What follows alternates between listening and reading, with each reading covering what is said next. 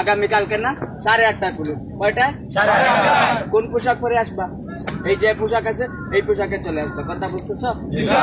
কাজ করতে হবে না?